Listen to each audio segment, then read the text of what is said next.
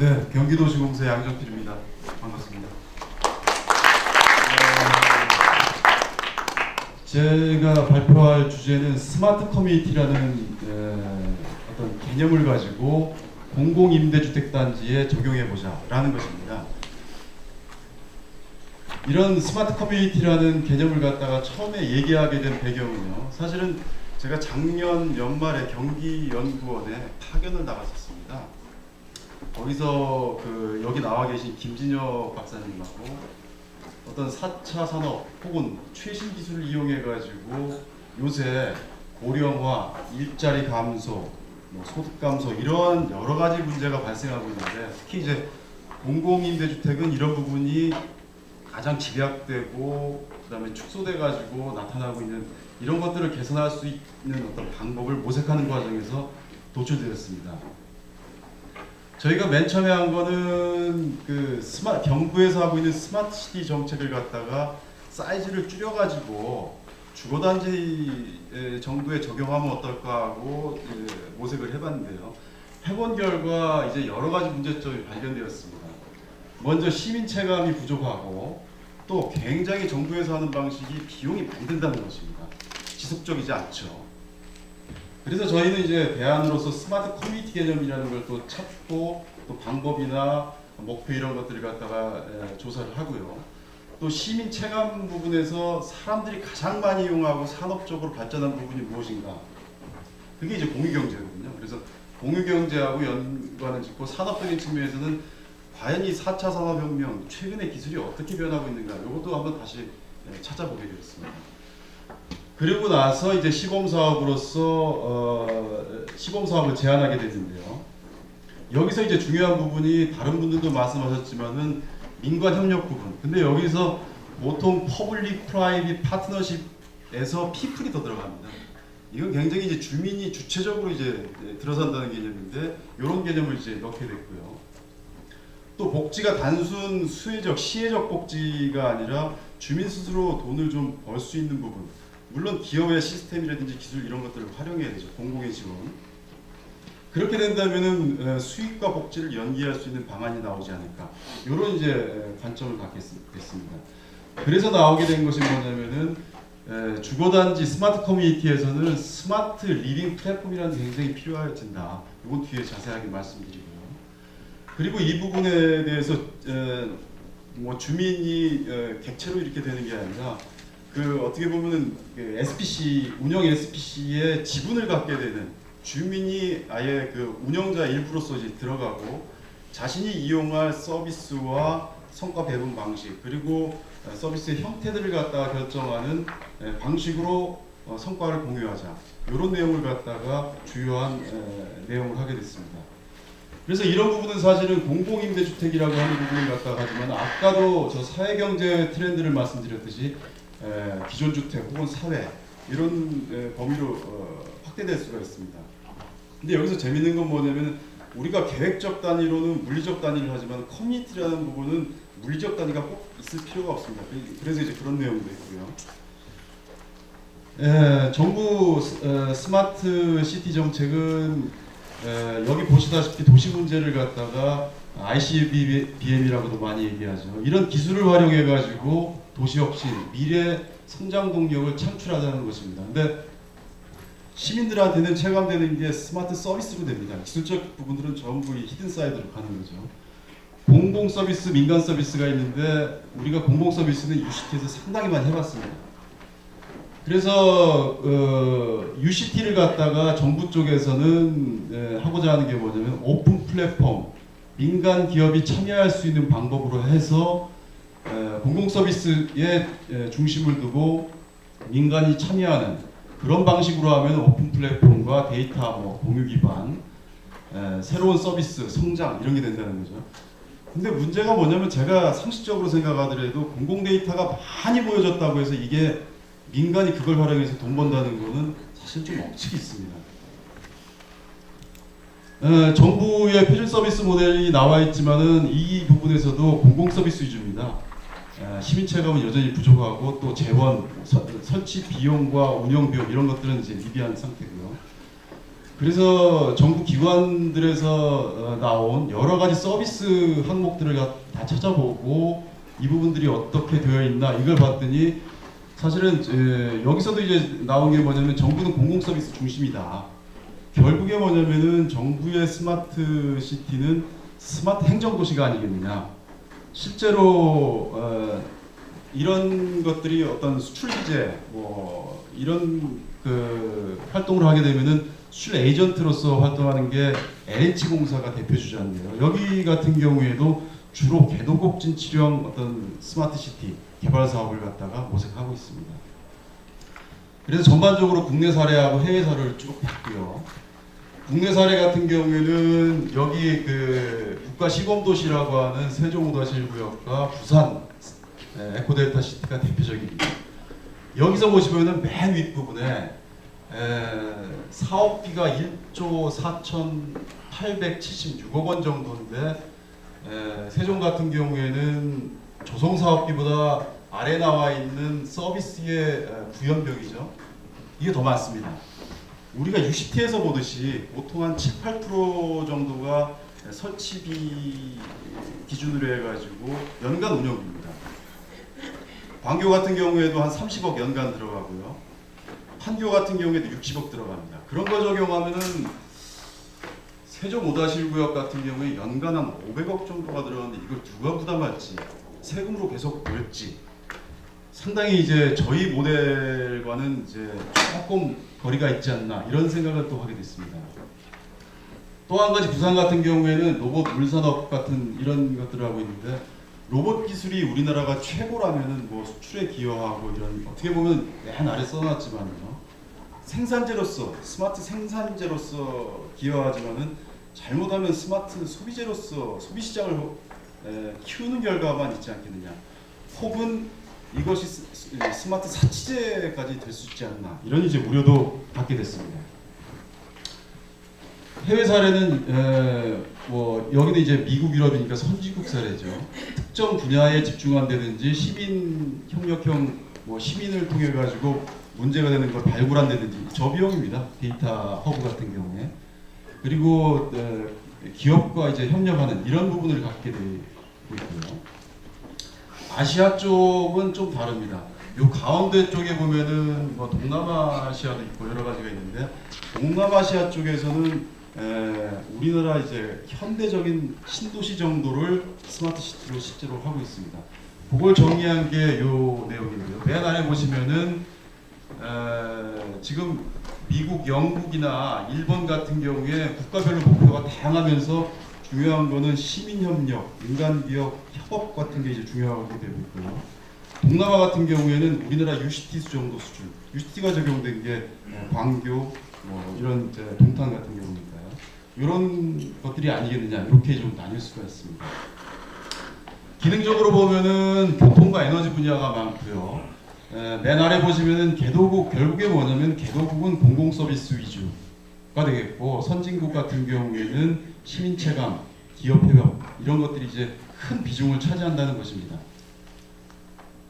저희가 스마트 커뮤니티라는 개념을 갖고서 저희가 좀 찾아봤습니다. 제가 찾아봤더니 국내에는 좀 많이 없는데 이 스마트 커뮤니티라는 용어 자체가 처음 시작 등장하게 된 게 뭐냐면은 미국에서 닷컴 버블이 붕괴돼가지고 지역 위기가 왔다는 거죠. 근데 지역의 위기라는 거는 공공, 기업, 주민 내 전체의 위기를 뜻하는 겁니다. 그래서 여기는 뭐냐면은 전체가 다 협력해가지고 대응을 좀 논의하기 시작했다. 근데 최근에 와가지고 굉장히 이게 그 이슈가 되고 있습니다. 과거에 단순 IT에서 ICT 뭐 기술들이 아까 그 김 대표님께서 기술적으로 여러 가지 이제 내용을 말하는데 그게 지금도 진행되고 있고 얼마 남지 않았다는 거죠. 그래서 새로운 경제 시스템과 새로운 공동체가 출현하고 있는데 중요한 거는 뭐냐면은 스마트 커뮤니티의 주체인 공공기업 주민이 이 기술의 잠재력을 충분히 이해하고 변화를 이끄는 그리고 또 삶의 방식하고 일하는 방식을 갖다가 바꾸고자 노력하는 협업 공동체를 의미한다는 거죠. 이런 게 이제 가장 중요하다고 합니다. 이런 스마트 커뮤니티 같은 경우에는 정부에서 4차 산업혁명 얘기하면서 사람 중심이라고 하는 부분하고 경기도 여러 정책하고도 부합되는 것이라고 확인할 수가 있습니다. 4차 산업혁명 말씀드리면은 1, 2, 3, 4단계로 가는데 4단계에서 에너지 기술, 공학, 우주 기술 이거 보면 딱 생각나는 게 뭐냐면 앨런 머스크입니다. 테슬라. 기술 중심이죠. 그래서 우리 정부에서도 이 중간에 보시듯이 스마트 시티 특이 헬스케어 뭐 이런 것들 기술 따라가기로 이제 많이 가고 있는데요. 중요한 게 뭐냐면은 트렌드가 기술 중심에서 서비스 중심으로 이제 바뀌고 있다는 거죠. 거기에 이제 핵심적인 게 공유경제라는 부분이 들어졌습니다. 사실은 이 부분이 최근에 와서 뭐 기존에도 있었지만은 부각됐기 때문에 정부에서 뭐 R&D 종합 로드맵을 몇 년 전에 짤 때는 이런 부분이 없었죠. 근데 지금은 우리가 굉장히 크게 이런 부분을 갖다가 실감하고 있습니다. 그래서 공유경제가 뭐냐라는 걸 갖다 보면은 초기에는 이걸 개념화하신 분이나 이게 일종의 협력 소비 무브먼트 운동 개념이 있습니다. 운동 개념이었는데 기획재정부에서 자료가 올 1월에 나왔듯이 뭐냐면은 여기 나와 있는 ICT 플랫폼을 활용한 공유하며 어떻게 하는 경제 모델로 인식되고 있습니다. 굉장히 중요한 거죠. 그러면서 공유 교통과 배송이 큰 비중으로 이제 증가하는 그런 트렌드를 보이고 있습니다. 공유 교통은 앞에서도 얘기했지만은 우버가 대표적입니다. 우버 CEO가 택시 잡는데 시간 너무 많이 걸려서 짜증나서 했다고 하니까 이게 바로 시민 체감형 동기가 되겠죠. 그래서 카쉐어링, 승차 공유, 우버X, 라이드쉐어링은 가는데 이렇게 여러 사람을 중간중간 태우고 할 수 있는 거를 AI가 노선에서 태우고 하는 거죠. 그런 것들을 하면은 비용도 싸지고 저비용의 실현입니다. 결국에 뭐냐면 스마트 기술이 우리 정부에서 하듯이 고비용이고 설치 비용과 유지 비용을 하는데 실제로 시장에서 이루어지는 것들은 스마트라는 것은 저비용의 실현이 기반이 되지 않으면 확산되지 않는다는 것이죠. 그리고 또 우버가 요 중간에 보면은 리프트라고 하는 건 상장을 했습니다. 우버는 이제 다음 달에 예정인데요. 리프트 같은 경우에는 상장 기업 가치가 230억 달러니까 한 24조 25조인데 우버 같은 경우에는 1200억 달러 136조 뭐 137조입니다. 1, 2위 업체가 이렇게 틀린 거는 뭐냐면 우버가 아까 말씀하셨던 우버 에어라든지 로봇화된 자율차가 되면은 24시간 돌아가니까 택시를 먼저 시장을 갖다가 들어가는 게 아니라 우리 같은 경우에는 제가 생각할 때요 대리기사 아저씨들 시장을 갖다 먼저 갈 것 같습니다. 그러니까 굉장히 힘든 부분들이 이렇게 먼저 직업적인 어떤 변화, 일자리의 변화를 갖다 겪을 가능성이 많습니다. 근데 우버 같은 경우에는 또 이제 다른 특징이 뭐냐면요. 우버하고 중국의 디디추싱, 그 다음에 동남아의 그랩, 여기 대주주가 전부 손정희라는 회장의 비전 펀드가 이제 들어가 있습니다. 그래서 여기 이제 빨간 걸로 한 게 뭐냐면요. 우리가 휴대폰을 타고서 갖고서 해외에 가면 로밍이 되듯이 이 공유 앱을 갖다가 전부 다 서비스가 로밍이 된다는 겁니다. 그래서 이 플랫폼, 거대 플랫폼 그룹에 들어가지 않으면 이제 할 수가 없다는 거죠. 근데 이분이 강조하고 있는 게 뭐냐면은 1, 2위 차이가 나는 게 단순 배차 앱 이동성 플랫폼이 아니라 향후 어느 시점이 되면은 수송, 교통, 음식, 노동, 의료, 금융, 실제로 금융은 하고 있죠. 결제를 하니까요. 지금 현재도 공유 차량을 이용한 것들이 외국에서 오신 분들이 불편하면은 그 지역은 관광을 가기를 꺼려하고, 왜냐하면 숙박까지도 되고 소비까지 되고 굉장히 큰 영향을 미치고 있는데, 그것이 바로 모빌리티에서 이제 리빙 플랫폼으로 옮겨간다는 겁니다. 리빙화가 되면은 여기서 뭐냐면은 보통 이제 자율차 같은 경우 V2X라고 해서 비클에다가 차에다가 다는다고 했는데 리빙에 전부 다가 들어가기 때문에 이 시장을 갖다가 노리는 게 이제 1위 업체가 추진하고 있는 겁니다. 저희 같은 경우도 이에 대한 대응을 좀 해야 되지 않겠느냐 이런 생각이 듭니다. 공유 배송은 여러분들 이제 많이 아시는 젊은 분들은 마켓컬리를 이용하셨고 실제로 조금 연령층이 계신 분들은 마켓컬리하면 모르시고 제가 이제 여러분들 많이 말씀드려가는데요. 광고에서 전지현 나오는 거 하면 아십니다. 뭐 그런 정도 수준인데 이 부분이 지금 몇 년 사이에 1,800억까지 올라갔고 올해는 한 3,000억까지 된다고 합니다. 근데 여기에 이제 문제가 많죠. 여기서 말씀드리려는 건 뭐냐면요. 배송 뭐 이런 것도 있지만은 공유 경제가 항상 어떤 기업형 공유 경제가 바람직한 모델이라는 거 아닙니다. 우리 같은 경우에 어떤 대응을 할 건데 기업과 국가 측면에서는 사이드에서는 이걸 할 수가 없습니다, 사실은. 그래서 이제 말씀드리는 거고요. 이런 이제 부정적인 내용도 있다는 걸 하겠습니다. 그래서 저희 같은 경우에는 집합적 소비, 컬렉티브 컨섬션이라는 이제 아파트 단지를 중심으로 해가지고 리빙 플랫폼을 만들어서 물리적인 측면에서 사전적으로 설계 시공에 시스템뿐만 아니라 공간적으로도 반영을 하고요. 관리 운영적인 측면에서 주민이 참여 주체로 일부러 참여해가지고 복지 서비스까지 결정하는. 그래서 공공 위주의 뭐 스마트 모델, 기업 위주의 스마트 공유 경제 모델이 아니라 주민이 참여하는 이런 거버넌스형 공유 경제.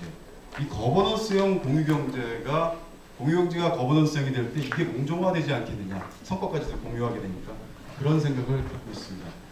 사실은 이 스마트 리빙 플랫폼이 해외 학자들은요, 사이버하고 피지컬이 만나고 온라인과 오프라인이 만나는 곳에서 미래가 보인다고 합니다. 그래서 우리가 굉장히 주목해야 될 부분이고요.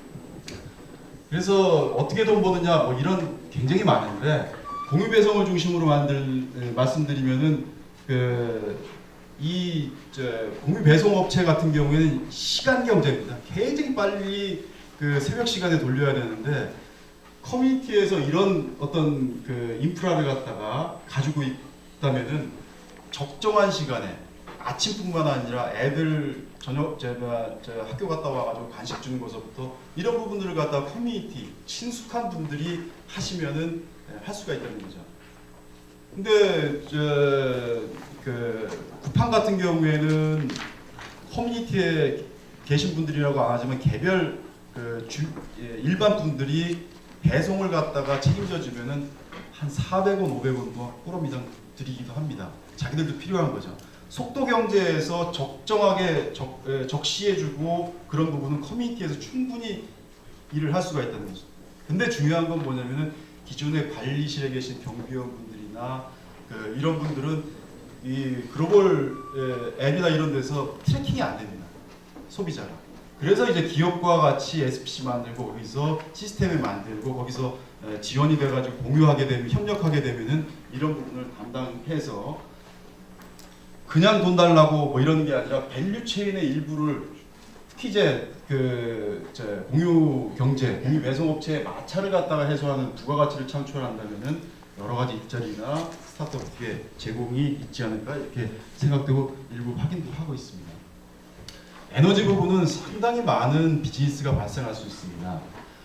이 에너지 부분에 대한 가치를 갖다가 맨 먼저 대규모로 한 것은 여기 이제 스마트 온도 조절기라고 하는 네스트 구글입니다. 이 네스트를 갖다 32억 불에 샀죠. 단순히 에너지 효율만 이용한 게 아니라 저희가 메가와트 BR이라고 하거든요. 또 전기 아끼면은 발전소 가동 안 하니까 돈을 주는 건데 이거하고 결합된 모델의 가치를 보고 사실은 32억 불을 투자한 겁니다. 그래서 저희는 이런 것들을 갖다가 또 뭐냐면 아까 이게 계획 단위하고 커뮤니티 단위는 다르다고 말씀드렸지만은 단지 내에서만 뭐 일부 태양광만 한다는 게 아니라 주민 조직하고 기업이 협력을 해가지고 주변에 있는 공공유휴 부지를 사업 대상지로 확장할 수 있습니다. 사업의 범위가 계속 커질 수가 있기 때문에 주민이 누릴 수 있고 선택할 수 있는 복지가 커진다는 개념입니다. 그래서 그런 내용이고요. 그래서 에너지 신산업과 관련된 것들 그리고 주민 불편 해소 이 누진제라는 뭐 정부에서 어떤 식으로 해더라도 보편적으로 하기 때문에 커뮤니티에 맞춤형으로 제공될 수가 없습니다. 근데 이런 것들을 갖다가 주민들이 결정할 수 있다 이런 내용이고요.